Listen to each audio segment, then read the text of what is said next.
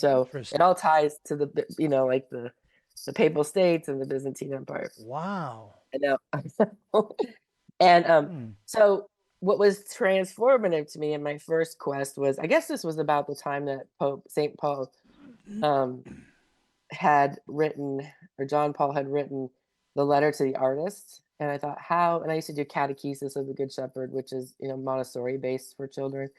And Mhm. how can we teach our children this? How can we teach the faith? Because it wasn't like it wasn't a it was a code during a time when it was illegal to be Catholic.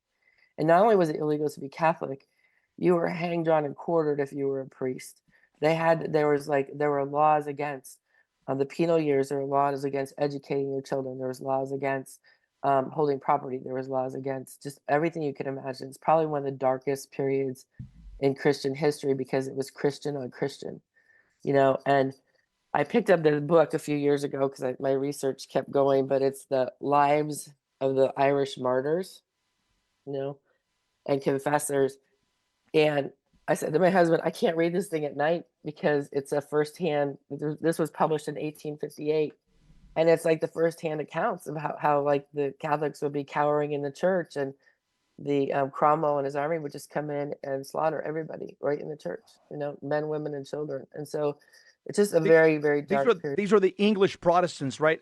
Attacking Yeah, Irish Catholics, right? yeah, Okay. and all in the name of God. We got to keep that in mind. Right. you know, yeah, it's dark. I mean, it's just very dark. But and really, when I started this journey, it was like, oh, I know. I went online after our parish priest gave us the letter, and went to see if I could find any resources to teach our kids.